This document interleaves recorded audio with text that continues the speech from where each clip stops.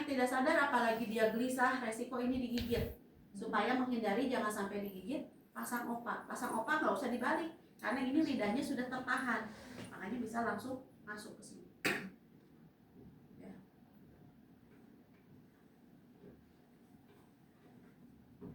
Jadi tertahan kalau pasien menggigit, yang digigitnya itu adalah ke bagian opak, tidak langsung ke bagian RTP. Ya. Nah, sudah ceritanya untuk permasalahan di airway, kita sudah masang sampai RTP.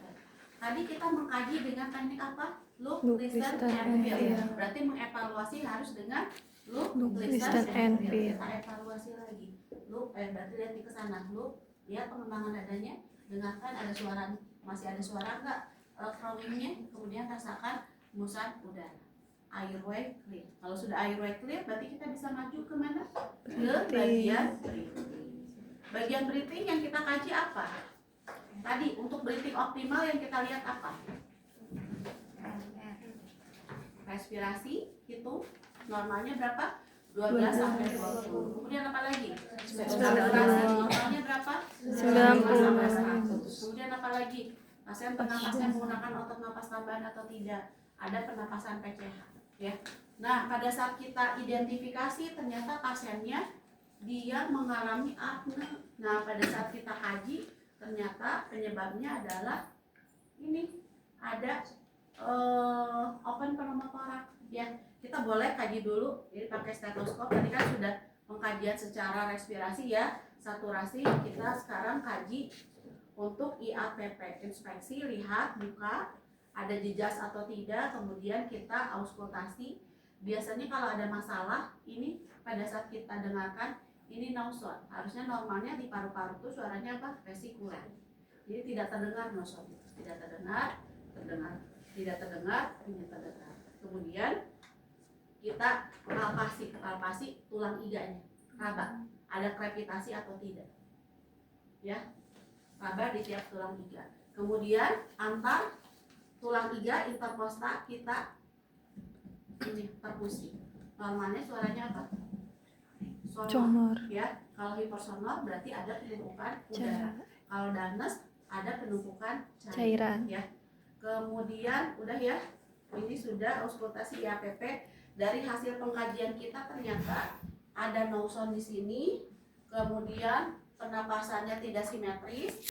Kemudian ada luka tembus di sini, ya, di bagian paru-paru sini. Nah, akan dengar suara sucking chest wound. Itu tandanya apa? Kalau ada suara sucking chest wound, ciri khas dari apa? Open pneumotoraks. Apa yang harus kita lakukan kalau pasien mengalami open pneumotoraks? Pasang 3 sisi. Pasang 3 sisi ini ada nggak? Di bawah, Pak. Pasang 3 sisi ini. Nah, jadi kita pasang 3 sisi, ya. Nah, tadi yang nosonya yang mana? Nah, kita sini kan, kita pasang 3 sisi. Kenapa 3 sisi? Kenapa nggak semua sisi kita tutup? Alasannya apa? Ada udaranya. Kita bentuk sistem tapil. Jadi pada saat pasien bernapas, narik napas, udara dari luar kan mental, ini plastik, ya.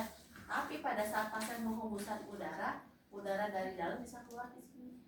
Ya, kan tadi kan ada kebocoran. Makanya ada suara sucking chest wound, udara dari luar masuk ke sini. Banyak, ya. Nah, ini kalau kasusnya adalah open pneumotoraks. Kalau kasusnya tension pneumotoraks, apa yang kita dapatkan pada saat IAPP? Pada saat kita IAPP, apa yang kita dapatkan kalau tension pneumotoraks? Nah, sama, kalau pernapasan tidak simetrisnya sama. Cuman yang membedakan, pernapasan tidak simetris sama, ya, kiri kanan tidak simetris. Kemudian yang bermasalah biasanya no sound. Nah, yang membedakan kalau open pneumotoraks ada luka tusuk, luka terbuka, ya, sama ada suara hembusan. Nah, pada saat dilakukan pengkajian, biasanya kalau tension pneumotoraks, ini si trachea ininya, kalau laki-laki mah jakun, ya, dia bergeser ke paru-paru yang sehat, sama ada peningkatan JPP. Itu berarti kasusnya adalah tension pneumotoraks. Apa yang harus kita lakukan kalau pasien mengalami tension pneumotoraks? Kalau open, tutup lukanya dengan ini. Kalau tension harus kita apain? Balut, guys. Ini abu